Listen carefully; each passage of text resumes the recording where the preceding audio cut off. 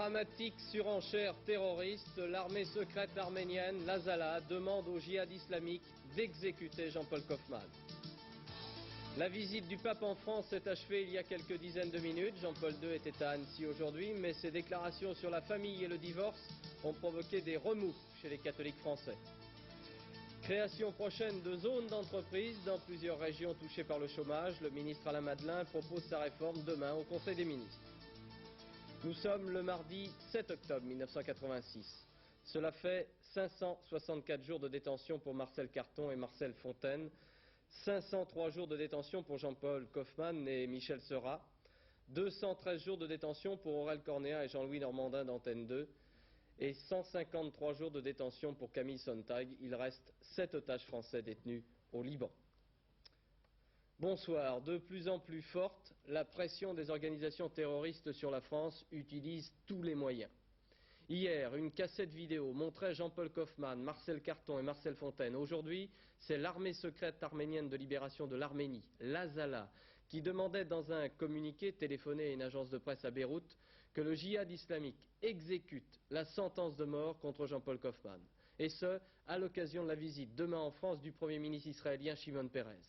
Dans l'appel de Jean-Paul Kaufmann hier, il y avait cette phrase, cette interrogation. Mais que pèse la vie de pauvres airs, dont le seul crime est d'être français dès lors qu'un pays se persuade qu'il va perdre son honneur ou sa tranquillité s'il cède, comme l'on dit, aux terroristes. Bien sûr, cet enregistrement a été fait sous la pression, sous le contrôle des ravisseurs. Alors pour mieux comprendre l'état d'esprit de Kaufmann et des autres otages, Philippe Rochaud, qui a connu cette situation, raconte. En voyant cette cassette, je crois comprendre ce que vit Jean-Paul Kaufmann, parce que je l'ai vécu moi-même 3 mois et demi. C'est peu finalement par rapport à ce qu'il vit lui depuis plus de 15 mois maintenant. Mais c'est vrai qu'on a le sentiment de la mort lente, c'est vrai qu'on a le sentiment d'être abandonné, c'est vrai qu'on a le sentiment d'un événement qui vous dépasse complètement. C'est vrai aussi que, enfin, on a envie de crier, on a envie de dire qu'il faut nous aider, et c'est un peu ce que ressent Jean-Paul. Alors on dit que son texte lui a été dicté, bon c'est vrai, c'est le texte d'un homme qui n'est pas en liberté, c'est certain, mais son texte est très pathétique, je pense qu'il vient de lui-même. Par exemple, quand il dit chaque jour nous perdons un peu plus de notre instinct vital, c'est une des phrases que j'ai retenues, et c'est vrai qu'on ressent cette chose-là. Nous, si on nous avait demandé de faire ce genre de cassette, je pense aussi qu'on l'aurait fait exactement comme lui, avec nos sentiments, et finalement il n'y aurait peut-être même pas fallu de correction, parce qu'on est tellement sous l'emprise de la détention que finalement on fait un texte dans ce sens. Et j'ai retenu aussi que Jean-Paul parlait des images fortes de sa vie qu'il revoyait dans sa pensée, et c'est vrai qu'on voit ça aussi. Moi, lui parle de la Loire à Beaugency, moi je revoyais la haute montagne, la famille, les enfants et tout ça, et c'est vrai que Jean-Paul Kaufmann vit ce genre de choses aussi. Alors je crois qu'il faut que Jean-Paul Kaufmann ne désespère pas, puisque nous finalement avec Georges Janssen on a pu sortir de cette histoire, on a pu être libérés, et que finalement tous les espoirs sont permis quand on voit qu'on a pu rentrer. Joël Kaufmann, bonsoir. Vous avez décidé d'adresser un message à la fois au président de la République et au Premier ministre. Alors pourquoi ce message et quel est son contenu ? Eh bien, je me suis adressée aujourd'hui au président de la République et au Premier ministre parce qu'il y a une nouvelle menace qui pèse sur Jean-Paul. La cassette d'hier des 3 otages était déjà très éprouvante, puisqu'à plusieurs reprises Jean-Paul dit on est menacé de mort, et je crois que ce sont des vraies menaces. Chacun sait que les gens qui les tiennent sont décidés à aller jusqu'au bout de leurs idées, même si on pense tous que c'est pas servir leur cause que de se servir de tels moyens. En tout cas, on se retrouve avec ce problème. Et moi, aujourd'hui, j'ai supplié le président de la République et le Premier ministre de faire le maximum, d'unir leurs efforts d'abord, et de faire le maximum pour réussir à trouver une solution. Jean-Paul dit nous sommes en train de couler. Et quand quelqu'un est en train de couler en pleine mer ou se perd en montagne, on déploie tous les efforts possibles. Tant qu'il y a une vie quelque part, il faut déployer tous les efforts possibles.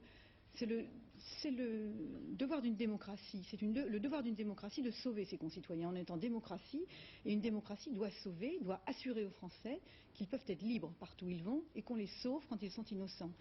Et si Jean-Paul ou un autre des autres ne revenait pas, on pourrait penser que chaque Français qui est à l'étranger, chaque journaliste qui est en mission, chaque diplomate qui est actuellement dans une ambassade étrangère est en péril.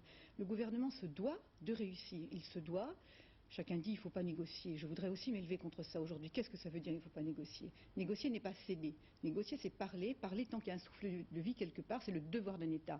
Qu'on ne nous dise pas il ne faut pas négocier. Les journalistes en ce moment disent il ne faut pas négocier. Certains matamors disent il ne faut pas négocier. Les États disent il ne faut pas négocier. Chacun sait qu'Israël a négocié. On a encore tous dans la tête les images d'échanges d'Israéliens contre des Palestiniens. On sait qu'actuellement, les États-Unis négocient pour leurs otages. Ils ont envoyé encore quelqu'un récemment à Damas. On a raconté des histoires affreuses sur les Soviétiques qui sont revenus, mais c'est pas vrai. Les Soviétiques ont négocié. Tout le monde négocie. Donc il faut parler.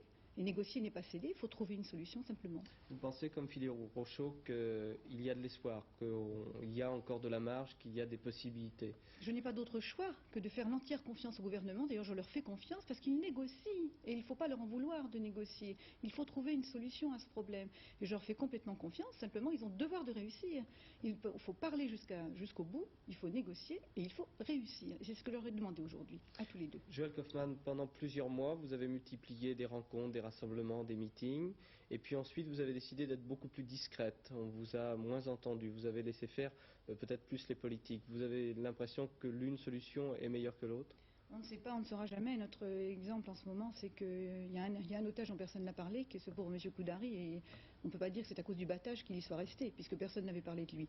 Mais quand ce nouveau gouvernement est arrivé, a entamé une diplomatie un peu différente, a continué l'autre diplomatie, mais avec un petit peu plus de réussite, avec une ouverture vers l'Iran, donc ils ont dit on parle entre États.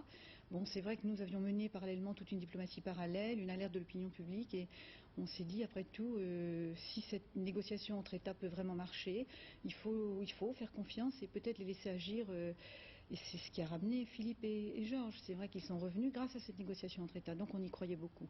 Mais il semble aujourd'hui, et les menaces d'hier sont très effrayantes, et celles d'aujourd'hui encore pires, puisqu'ils sont un amalgame maintenant. On sait que la Salah, c'est pas du tout le djihad, mais ils peuvent très bien avoir une influence l'un sur l'autre. Il semble que peut-être Jean-Paul demain peut être donc assassiné. Donc aujourd'hui, je dis à tous les Français, je m'adresse là vraiment à tout le monde, il faut nous aider, il faut que tout le monde nous aide, il faut comprendre que le gouvernement négocie, et il faut tout faire, parce qu'on est tous concernés, on est tous otages en puissance. Merci Joël. La demande de l'Azala au djihad islamique pour exécuter Jean-Paul Kaufmann peut surprendre. A priori, pas de lien avéré entre les différentes organisations terroristes arméniennes, libanaises ou autres. Cependant, ces mouvements qui font pression sur la France, malgré tout, ont des convergences. Explication Hervé Brusini. En fait, trois mouvements, trois mouvances semblent aujourd'hui s'allier contre l'ennemi français, l'ennemi commun qui fait taire pour un temps les divergences. Trois mouvances pour un même terrain d'origine, le Liban. Le djihad islamique d'abord, à Beyrouth, au sud Liban, une même appellation pour désigner plusieurs groupes. Extrémistes chiites ou sunnites, tous inspirés de la révolution iranienne. Leurs adversaires, Israël et ceux qu'ils désignent comme les impérialistes de l'Occident, les États-Unis, la France.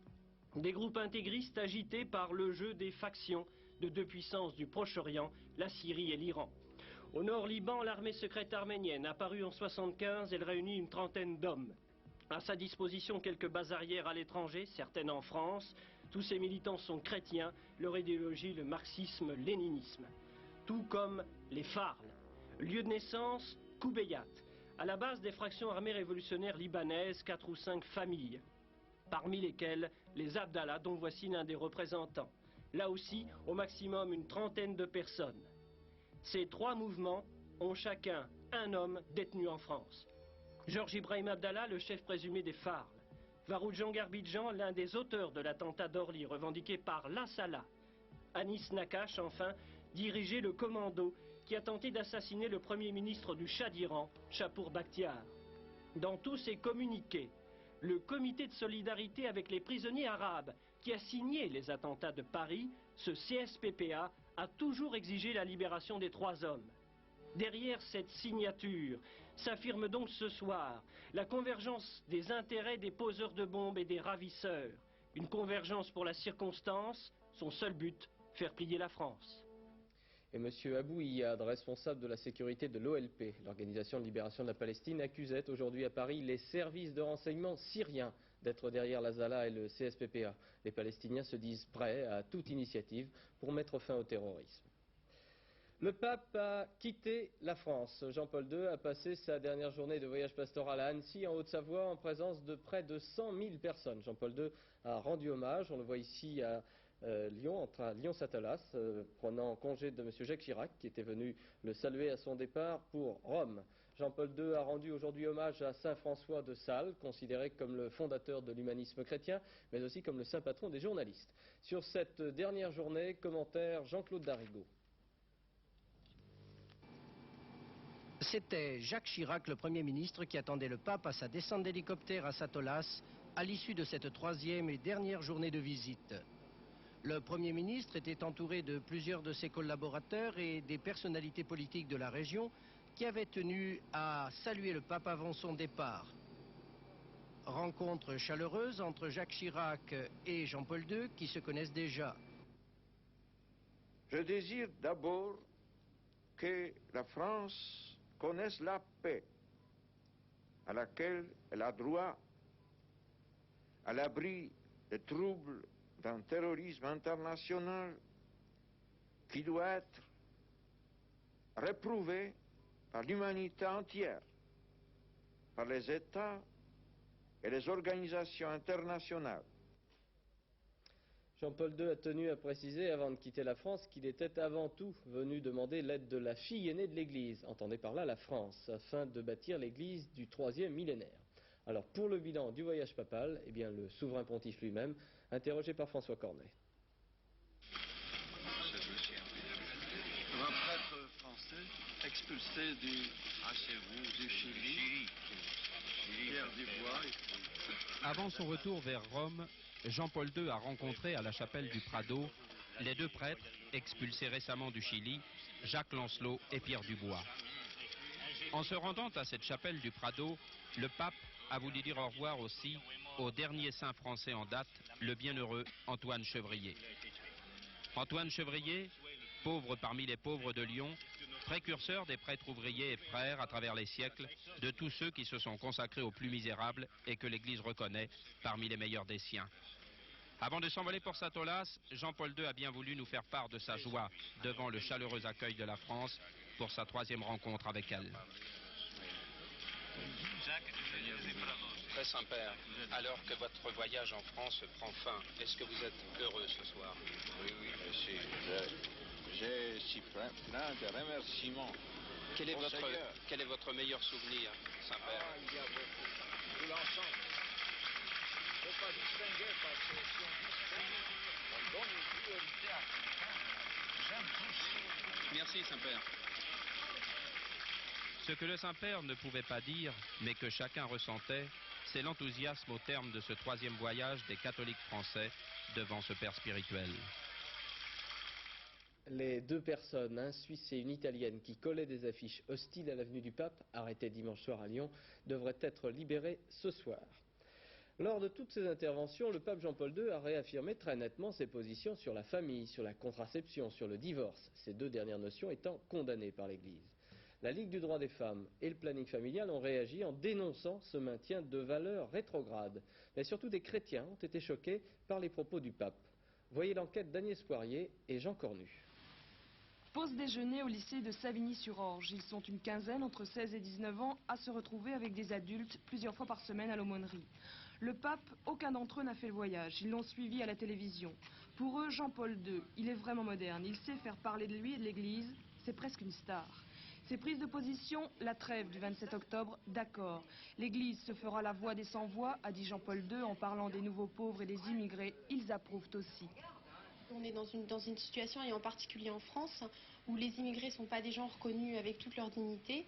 Et c'est vrai que ce qu'il a dit, c'était courageux, et ce serait bien si tous les chrétiens pouvaient prendre ça en charge. Mais quand le pape parle de la famille et de la sexualité, adultes et jeunes sont plus nuancés. Le pape qui nous lance un appel en nous disant la fidélité conjugale, c'est pas un devoir que vous avez, mais c'est quelque chose qui va vous rendre bien. Ça, moi, je trouve que c'est vraiment un geste. Mais d'un autre côté, lancer des interdits, ça, c'est pas son rôle, à mon avis. Je crois qu'aujourd'hui, la vie d'un couple est quelque chose d'extrêmement ténu, extrêmement fragile. Et que autant de couples, autant d'histoires différentes, et que imposer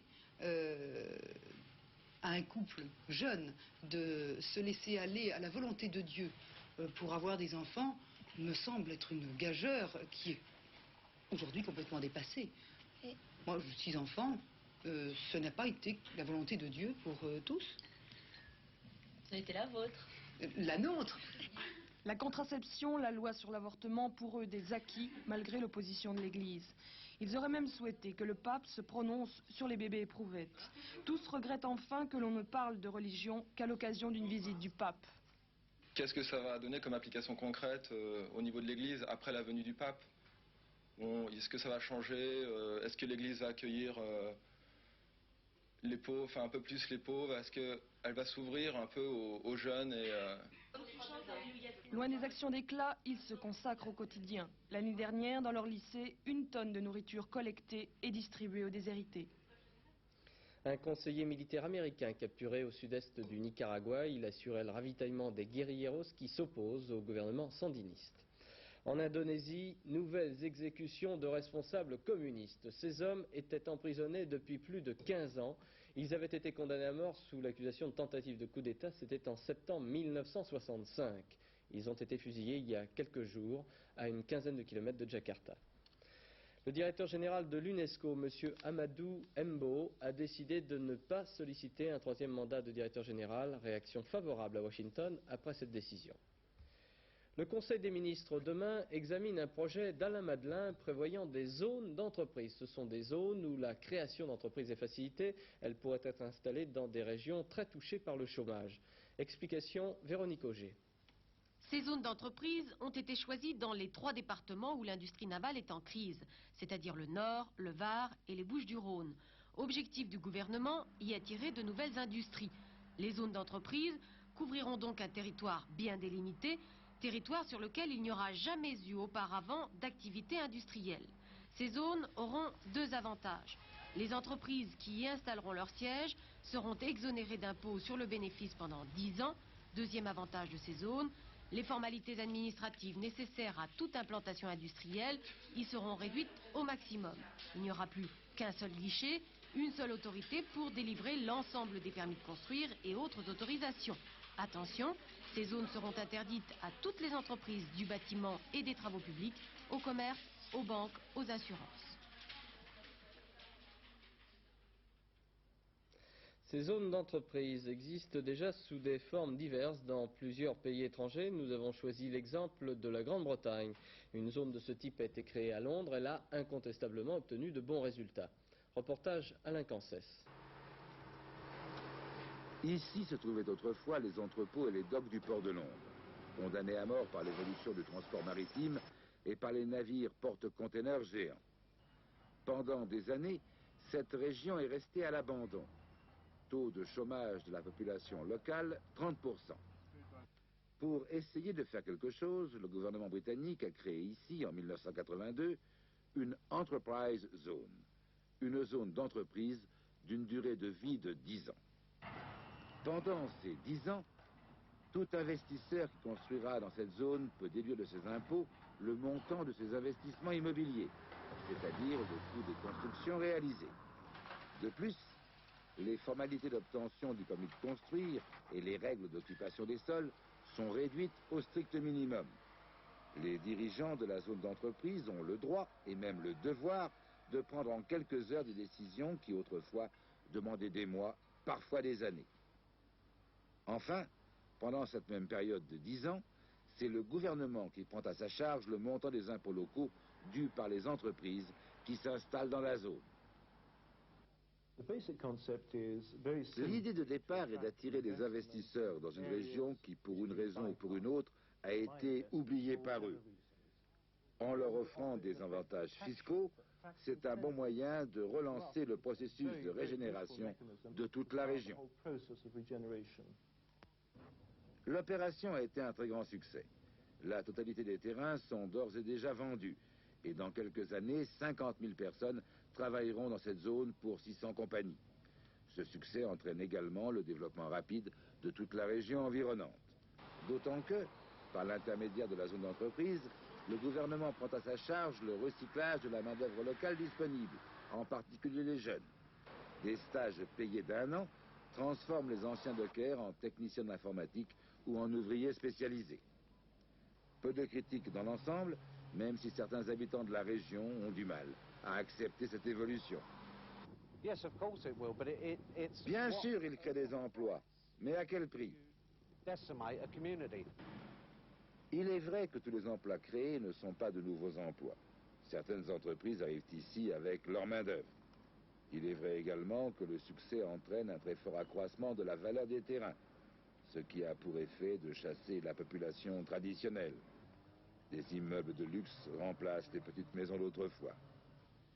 Il est vrai qu'ici, dans quelques années, un petit Manhattan remplacera le vieux décor digne d'un roman de Dickens. Mais le moyen de faire autrement. Dans 6 mois, la fin de ceci, la fin des troupes, vente restreinte. Vous savez, à partir du 1er mars prochain, le projet de loi de finances prévoit la suppression de l'exonération qui permettait aux militaires fumeurs d'acheter beaucoup moins cher leurs cigarettes. Ce privilège datait de 1853. Ce sera terminé pour ces paquets de troupes dont on en consommait 1500 tonnes de tabac par an, au 1er mars prochain donc. Un nuage toxique est passé au-dessus du Havre aujourd'hui. Le nuage provenait d'une usine de produits chimiques. Une trentaine de personnes, essentiellement des collégiens, ont dû être hospitalisées. Toute cette semaine, vous allez pouvoir trouver ceci, c'est la petite carte du cœur. C'est la semaine du cœur qui est organisée par la Fédération de cardiologie. Une carte du cœur est proposée au prix de 25 francs. Les recettes seront consacrées à la prévention et à la recherche. L'enjeu en vaut la peine, précise la Fédération de cardiologie. Les maladies cardiovasculaires sont responsables chaque année de 37% des décès en France. Attention aux écoles bidons, c'est ce que recommandait récemment le magazine Que Choisir. Des centaines d'écoles privées se partagent le marché de l'enseignement professionnel, marché juteux pour des diplômes sans valeur parfois. Voyez l'enquête d'Ève Mettet. J'ai quitté d'abord l'école en 3e, j'avais 16 ans, je me suis inscrite dans une école d'hôtesse. C'est d'abord un rêve de petite fille puisque je voulais être hôtesse de l'air, donc j'ai quitté l'école normale pour entrer directement dans une école professionnelle. Cette école professionnelle, comme dit Isabelle Thielman, qu'elle avait choisie, c'est l'école privée d'hôtesse Tunon. L'enseignement n'y est pas donné, 40 000 francs pour 2 ans de scolarité, plus de nombreux frais annexes, comme l'achat obligatoire d'un uniforme de 3 000 francs. C'est cher pour certaines bourses, et c'est vrai que c'est certainement sélectif au départ, mais moi je préfère, comme ça ainsi j'ai la qualité. La qualité des élèves par l'argent, un principe de l'école qui n'engage que sa directrice. Quant à la qualité de l'établissement, la direction affirme que la majorité de ses élèves occupent un emploi 6 mois après la fin de la scolarité. Mais pour les autres, la facture est dure à avaler. Je vous promets un avenir fulgurant si on veut, une garantie d'emploi à la sortie. Bon ben, j'ai vu le résultat maintenant puisque j'ai quitté cette année au mois de mai. J'ai écrit à pas mal d'endroits qui m'ont répondu école Tunon on connaît pas, école Tunon on s'en fiche. On pense avoir un diplôme qui va être pris en considération, mais ce n'est pas du tout reconnu par l'État, donc c'est complètement bidon et c'est un papier qui, même si on l'est pas, on n'est pas plus avantagé de toute manière. Joachim Marquez a un CAP de plombier. Après 1 an de chômage, à 20 ans, il décide de changer de voie. Il s'inscrit l'année dernière dans une école d'informatique. 19 500 francs, une formation de 9 mois d'analyste programmeur avec à l'appui un stage en entreprise. Mais c'était compté sans certaines mauvaises surprises. Les cours ont commencé bien et tout. Et en cours de scolarité, on a eu des vacances de Pâques. Et donc pour la rentrée, c'était donc un 1er avril, coïncidence, et on a cru donc c'était un poisson d'avril car ils avaient disparu. Là, on est venu, alors on croyait continuer normalement et bon bah plus personne, le stage complètement foutu quoi. Il se trouvait justement au 6e étage et bon ben maintenant plus personne, plus de stage, plus de formation, vraiment zéro quoi. Toutes les écoles d'informatique, rassurez-vous, ne mettent pas la clé sous la porte une fois encaissés les frais d'inscription. Mais l'Union fédérale des consommateurs dresse aussi le procès d'autres cours privés. Esthétique, informatique, gestion, autant de secteurs où les écoles abondent. Des écoles pour quoi faire, demande l'UFC, pour se voir décerner un diplôme souvent sans valeur sur le marché du travail ou pour préparer un brevet de technicien supérieur, mais avec de bien maigres résultats. Disons qu'elles font rêver beaucoup de jeunes qui ont été rejetés très souvent par le système scolaire traditionnel, le système scolaire classique, et qui donc se raccrochent à ces écoles un peu comme une planche de salut. Or ça se trouve que pour certains c'est peut-être une planche de salut, mais pour la majorité d'entre eux c'est souvent un cul-de-sac. Et la formation vers laquelle l'enseignement que ces écoles dispensent de par son manque de sérieux, ne les amène pas à un métier, mais simplement des jeunes qui viennent grossir finalement les rangs des jeunes chômeurs. Alors, méfiance, bien sûr, avec un diplôme de l'enseignement public aussi, beaucoup de jeunes se retrouvent souvent dans les rangs du chômage, mais au moins ont-ils la satisfaction d'y laisser moins de plumes. Au théâtre des Bouffes parisiens, une comédie intitulée Le Nègre. Le Nègre, c'est-à-dire celui qui écrit les mémoires à la place de celui qui signe. L'acteur principal est Jean-Claude Brialy. Il est aussi le maître des lieux puisqu'il a acheté et entièrement rénové le théâtre des Bouffes parisiens. Reportage Nicole Cornu-Langlois, Gilbert Ruzan. Il est beau le théâtre, hein, quand il va être refait. Je pense faire tout démolir, faire une grande chose très noire. En béton. Parce que... des gradins avec des chapoussins ronds. Non, ça serait un théâtre par terre, où chacun pourrait s'exprimer. Que le public se mélange avec nous autres acteurs. Les actrices descendraient pour embrasser, pour dire vive la paix, ah bah la guerre, nous sommes pour l'échange des sexes. Puis moi je serais seul sur cette scène avec une lumière, seul. Plaisanter sur la réalisation concrète d'un rêve d'enfance, c'est le style Brialy. Pourtant, posséder ce théâtre chargé de souvenirs prestigieux, c'est une aventure périlleuse et l'aboutissement d'une longue carrière d'acteur. Quand je suis arrivé à Paris, j'avais 20 ans, et c'est le premier théâtre que j'ai rencontré. Et dans ce théâtre, j'y rencontrais Jean Marais et Jeanne Moreau qui jouaient La Machine Infernale et Elvire Popesco, et surtout Jean Cocteau. Et c'est dans ce théâtre que j'ai été le plus heureux tout petit. Tout ce monde, toutes ces ombres sont là, quelque part dans le théâtre et nous protègent. Alors là, François Perrier, 18 ans, il a débuté Triomphe, dans les J3. Donc M. Orsier Fabiat, début ici au Bouffes parisien, dans Le Nègre de Didier Van Collenra, aura un triomphe dans 50 ans. Et moi, je ne serai plus là pour le voir, malheureusement. Ou alors... Et je confondrai les Bouffes parisiens avec le Palais Royal. Bon, allez, alors... Mais en attendant, c'est à vous de jouer. C'est liberté pour qui, là? Miroslav Karozalewski. Ah, un agent de la RATP? C'est un chanteur de reggae tchèque, victime des soviets. Et toi, t'aimes le reggae? C'est une copine qui va à la manif avec un nom pareil pour au moins 3 mètres sur 4. Bonjour le transport, j'ai fait la moitié de la pancarte. Et c'est l'histoire d'un type qui dit, bon ben moi, pour bien écrire la vie d'un juge, qui est François Guérin, marié à Françoise Dorner, il décide d'aller s'installer chez le juge. Il dit, pour bien écrire votre vie, il faut que je vive votre vie. L'étrangleur des Halles, oui, on nous le défère à 11h. Il faudra mettre une cravate. Ah, vous êtes magistrat! Entre autres. Mais pour l'instant, je suis nègre. Ça se voit pas. Ah, ça, j'entends beaucoup, oui. On me demande, alors c'est vous, le nègre? Alors je continuez. Alors moi, je continue, voilà.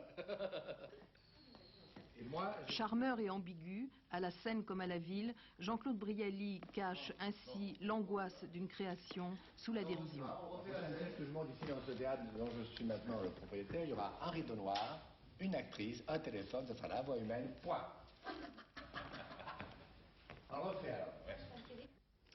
Ombre et soleil pour la voix de la météo, c'est Brigitte Simonetta. Oui, et nous allons jouer, nous aussi, à un cache-cache météorologique. Alors c'est un jeu bien particulier que je vais vous expliquer sur la photo satellite. D'abord, il faut pour cela, et c'est important, un anticyclone. Un anticyclone relativement puissant, c'est le cas sur le nord-ouest du pays. Ensuite, il faut quelques nuages qui essaient de grignoter le territoire de l'anticyclone, mais qui ne réussissent pas. Résultat, ils vont contourner cette aire et ils vont de temps à autre arriver sur nos frontières.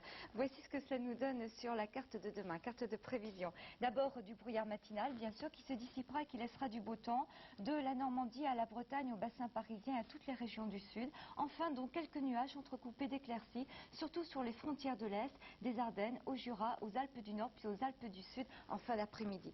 Côté température, une légère baisse, légère, de 16 à 23 degrés sur la moitié nord, de 19 à 27 degrés sur la moitié sud. Demain, ce sera la Sainte Pélagie. Demain, mercredi 8 octobre, le soleil se lèvera à 7h01, se couchera à 18h15, 3 minutes de soleil en moins, et ce sera donc, je vous le confirme, la Sainte Pélagie. Pélagie, bien. Alors après les dossiers de l'écran sur l'école et Coluche, Bernard Pradino pour le dernier journal de la rédaction Antenne 2 à 23h30. À demain 20h. Bonsoir, merci.